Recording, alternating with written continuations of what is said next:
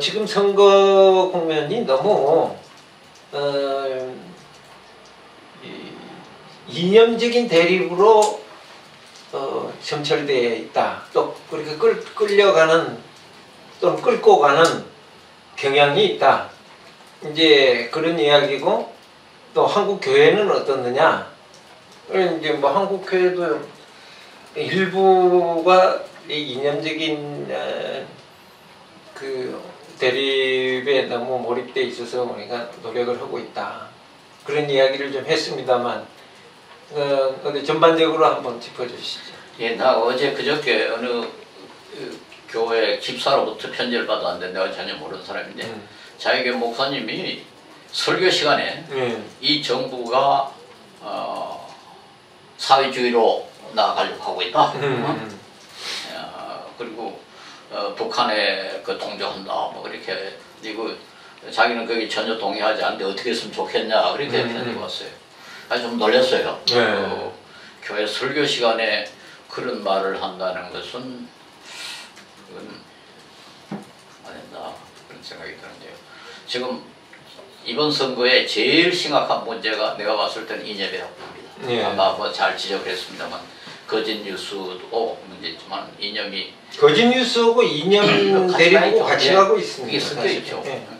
근데 그 이제 이념이 이렇게 극화된 그 내용의 이유는 좀 있습니다. 그게 이제 전 박근혜 대통령의 탄핵 전 대통령 이게 뭐 사실 역사상 처음으로 일어난 일 아닙니까? 그렇죠. 그다음 이제 북한의 핵 문제 그러니까 뭐 이해는 되는데 이게 보수가 특히 이제 보수 세력이 상당히 놀래가지고 좀 이렇게 하는 정부도 그렇게 지혜롭게 하지는 않지만은 그렇다고 해가지고 지금처럼 그렇게 그 반응을 보이는 것은 사실에도 어긋나고 우리 사회에 이익도 안 된다 그렇게 봅니다. 그리고 전반적으로 나는 이념은 우상이라고 봐요.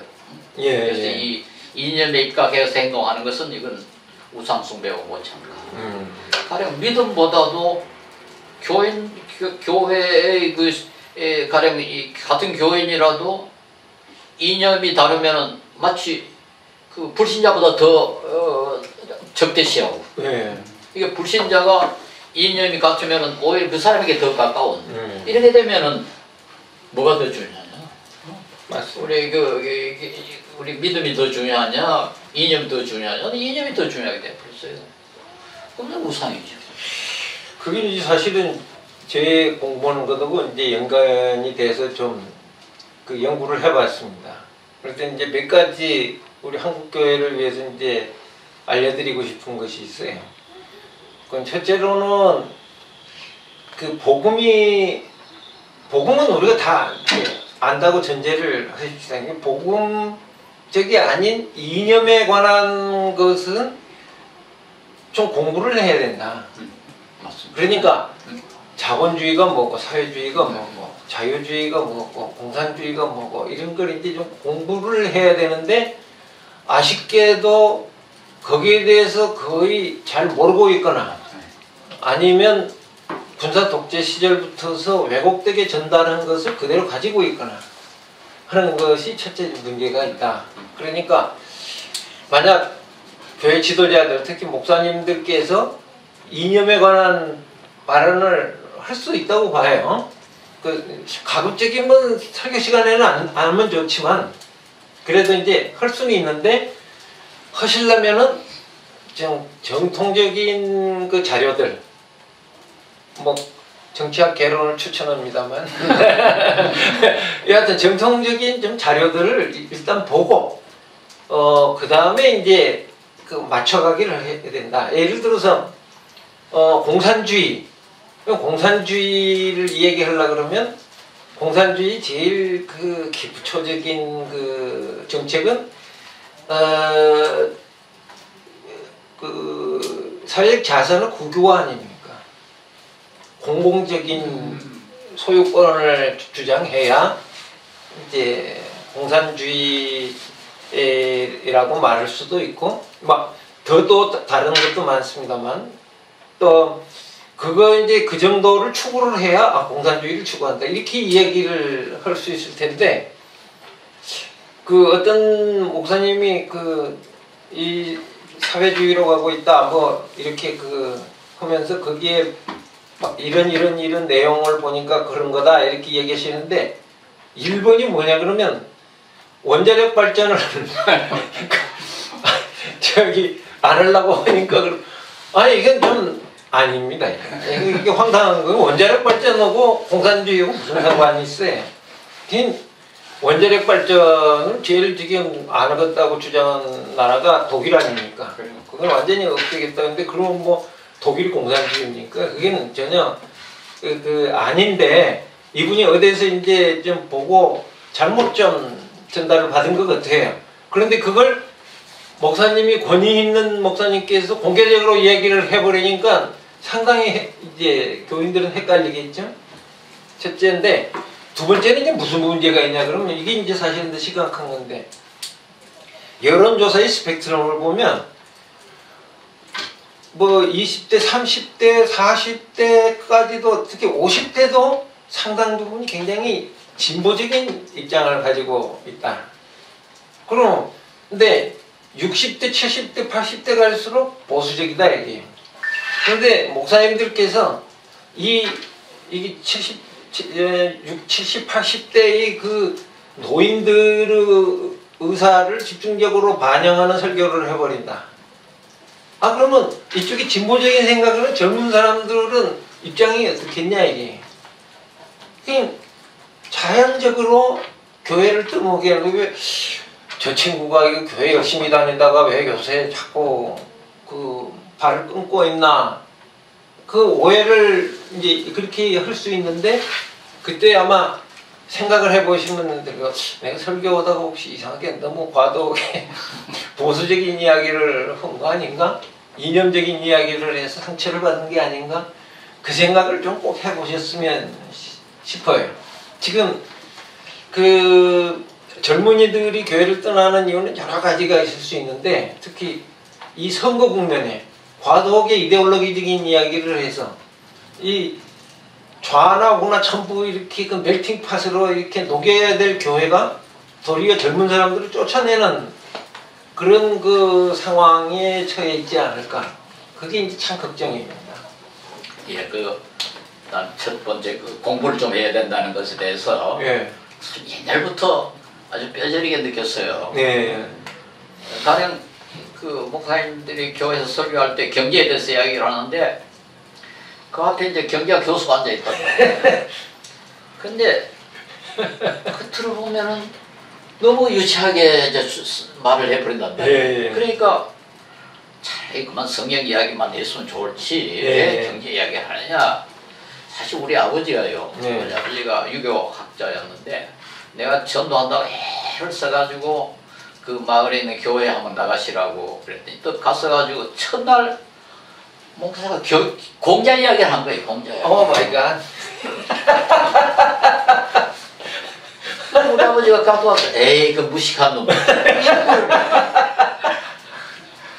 왜 구태 공자 이야기를 해? 그래서 내가 옛날부터요. 예. 우리 그 목사님들을 위해서 평신도 학자들이 자기 분야에 예. 기독교 관계되는 그런 글을 좀 쓰자. 그래서 나오면 우리 지금 좋은 나무 예. 그 시리즈 예. 그걸 옛날부터 내가 이제 주장해왔거든요. 예. 다행히 요즘 이제 좋은 나무 시리즈가 나와가지고 그래도 그 분야의 전문가들이 어떤 문제에 대해서 그 논의를 하면 목사님들 읽어보면은 그 설교에 이용할 만한 그런 것들이 많이 있거든요. 지금 이번에 그 코로나 이 신천지와 관계해가지고도 나는 우리나라에 이단이 이렇게 많은 아주 중요한 이유가 온 하나가 반지성주의입니다. 맞습니다. 한국 기독교의 예. 반지성주의. 너무 심리적인 걸 중요시하고 감정적인 걸 중요시하고 무슨 객관적인 신학적인 이론적인 걸 싫어하고 지금 우리나라에 보십시오. 내가 어렸을 때는 신학교 교수는요 대단했습니다. 예. 교회에서 신학 교수 오면은 교인들 좀 모여가지고 듣고 요즘은요 신학 교수 좀 잘하는 사람 모두 목회자가 돼버립니다. 예. 옛날에 신학 교수가 이러는 요즘 완전히 이렇게 돼버렸어요. 하여튼 지식이라는 거 이거 완전히 교회에서 중요하지 않은 걸 대표로 말했어요. 이성과 신앙이 좀 균형이 잡혀서 그 이성의 도움을 받아서 건전한 신앙이 되도록 이렇게 좀 이끌어 가졌으면 싶은데 이 점이 왜 이렇게 잘 안 될까요? 우선 우리 기독교의 그 특징을 한번 봅시다. 기독교를 계시의 종교라고 그런단 말이에요. 예. 계시의 종교라는 말은 하나님 사람이 모르는 걸 사람이 감히 생각하지 못한 걸 하나님이 계시하셔야 계시의 종교지. 예. 우리가 스스로 발견할 수 있는 건 계시할 필요 없습니다. 그렇습니다. 예. 그 말은 객관적인 진리가 있다는 겁니다. 우리가 만들어낸 게 아니고 그러면 그건 우리 알아야 돼요. 그래서 기독교는 초기부터 학자들이 있을 수밖에 없었습니다. 예. 그래가지고 뭐 우리 교부들 그 대단한 학자들입니다. 아니 지금 뭐이 클레멘트 오브 알렉산드리아, 오리겐, 뭐 이레니우스, 아타나시우스 대단한 학자들입니다. 그렇죠. 어거스틴은 좀 우리 철학자들도 아직까지 뭐 쩔쩔매는 그런 대단한 사상가들거든요. 그런 분들이 논의하고 토론하고 서로 갑론을박해가지고 만들어낸 것이 정통교회예요. 예. 이제 그러면 마지막으로 그 이제 선거를 지금 구체적으로 투표라는 행위를 해야 되는데 기독 시민은 기독 유권자는 어떻게 해야 되느냐 이 점 좀 정리하고 이제 마쳤으면 싶은데요. 우선 이제 이제 저는 이 문제를 다루는 세 가지 단계가 있다고 봅니다. 이제 첫째로는 법적인 단계. 그러니까 공직선거법을 위반하냐 안 하냐의 문제. 이제 두 번째는 정책을 보는 시각의 문제. 어떤 정책을 가진 개인과 어떤 정책을 가진 정당을 고를 거냐. 그리고 이제 세 번째는 그래서 우리가 추구해야 될 이제 하나님 나라는 뭐냐. 기독 시민의 관점에서는요. 그렇게 봅니다만 첫 번째 그 법적인 단계로 봐서 뭐 말씀해 주실 게 있으면. 예, 뭐 법적인 건 뭐 우리가 법에 위반되는 건 뻔하지만은 그 도덕성, 예. 법당과 거의 비슷한 건데 후보자의 도덕성은 우리가 상당히 심각하게 봐야 되지 않나. 지금 우리 국회의원들 지식은 많아요. 예. 뭐 말은 청산유식을 잘하고 공부도 많이 하고 그래요. 근데 도덕성이 엉망이에요. 도덕성. 그래서 나는 그 사람이 정말 도덕적으로 거짓말하는 사람인지 자기 이익만 챙기는 사람인지 그건 우리가 반드시 좀 따져야 된다. 예. 그러니까 이런 말을 하는 그래도 완벽하게 깨끗한 사람이 어디 있냐? 그러면 근데 그렇게 말하는데 차선이라도 해야지. 예. 그래 그걸 완전히 뭐 그런 상관없다. 차선의 선택이. 이렇게 해서는 안 되는 거거든요. 자본주의니 사회주의니 그 진보니 보수니 그게 굉장히 중요한 것 같이 보이고 저것도 뭐 실제로 중요할 때도 있습니다만은 멀리 내다보면은 그게 대단한 게 아닙니다.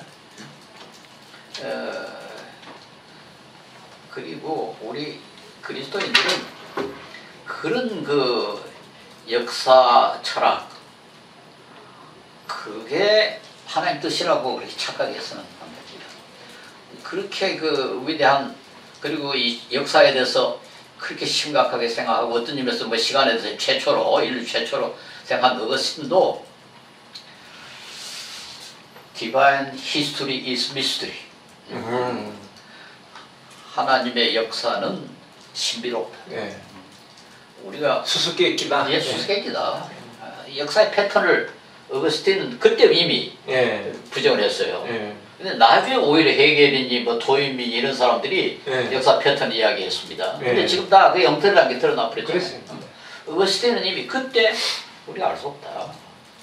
그러니까 뭐 이게 뭐 이 진보적인 게 아니면 이게 큰일 난다. 보수적이 아니면 큰일 난다. 그렇게 대단히 생각할 때 받아 생각하면 안 돼요. 우리 하나님의 뜻은 우리 사람이 이해할 수 없고 그래서 우리가 할 수 있는 것은 지금 이 상황에서 성경이 우리에게 뭐를 가르치느냐 가능한 한 정직하고 투명하고 이웃의 개가 안 되도록 하고 우리 사회가 평화롭고 정의롭게 되는 거 우리가 이건 뻔하지 않습니까? 그쪽을 향해서 우리 그리스도인이 공을 해야 된다 그런 생각을 하고 이렇게 하는 방법 가운데 하나가 난 바로 투표하는 거라고 생각해요. 네. 엉터리 뽑아 놓으면요 네. 국가 전체가 손해를 봅니다. 국회의원 한 녀석이 자도하면은 얼마나 시간 낭비를 하고 지금 나라가 좀 시끄러워지고. 오늘 월급만도 1년에 한 예. 1억 2천 정도 지금 줍니다. 그럼요. 그래서 나는요 이걸 주장하려고 그래요. 어떤 지역에 엉터리 국회의원이 뽑히면은 그 지역 주민들에게 좀 창피를 주자. 아니 벌금을 매기는 게 어떻게 너희들이 그 판단력이 그렇게 힘해가지고 그 따위를 뽑았느냐? 예. 아니 보궐선거를 하면 비용이 들잖아요. 그렇죠, 우리 당연히. 국민이 세금 내가 다 비용을 떼야 된단 예, 말이에요. 맞습니다. 아니 왜 그 제가 저 투표 잘못해놓고 우리도 돈 내라 그러니까. 그러니까 이제는 교회도 그 지역에 책임을 져야 돼. 그 지역에 있는 교회가 투표를 제대로 해가지고 아주 뛰어난 분이 당선하도록 할 수 있도록 해야 다른 사람들이 봤을 때 야 역시 그 지역 사람들은 수준이 높구나. 앞으로 나는 그걸 주장하려고 그래요. 그리고 엉터리 뽑은 그 지역은 저 지역 사람들랑 사돈도 안 맺는다. 얼마나 수준이 낮기에 저런 엉터리가 국회에 당선했겠느냐. 그래서 난 교회가 좀 지역 전체에 대해서 책임을 지는 예. 그런 성숙한 모습을 좀 보여줬으면 좋겠다. 예. 그런 생각이 듭니다. 아멘입니다. 예. 아이고 저기 뭐 여러 가지로 어려운 국면이고 또 이렇게 오시기도 또 건강상 여러 가지 어려움도 있으셨는데 이렇게 긴 시간 동안 대담 참여해 주셔서 대단히 감사합니다. 아이고, 감사합니다.